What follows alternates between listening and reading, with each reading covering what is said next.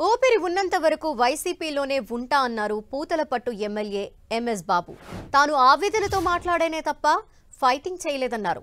తమ నాయకుడు జగన్ అడుగు జాడల్లోనే నడుస్తామన్నారు. తన దేవుడు మంత్రి పెద్దిరెడ్డి చెప్పినట్టు వింటానన్నారు. ఓ సాధారణ వ్యక్తిని తీసుకువచ్చి ఎమ్మెల్యేను చేశారని అన్నారు. తన మాటలు వక్రీకరించి దుష్ప్రచారం చేశారని ఎంఎస్ బాబు ఆరోపించారు.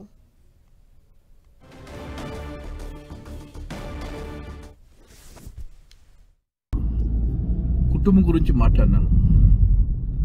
మా వైఎస్ఆర్ పార్టీ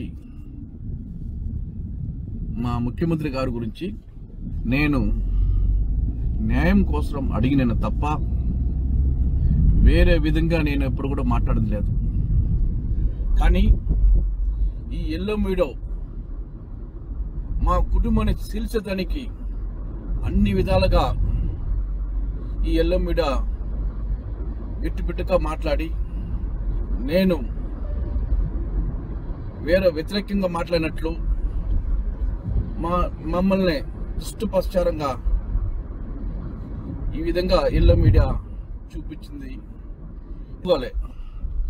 ఒక్కొక్కరు కానీ దళితుడు దొరికితే ఎట్టన్నా దీన్ని సీల్ చేయాలా, ఏ విధంగా ఇతన్ని బయట పంపించాలా అనేది ఉంటుంది తప్ప నేను తప్పుగా మాట్లాడింది కాదు.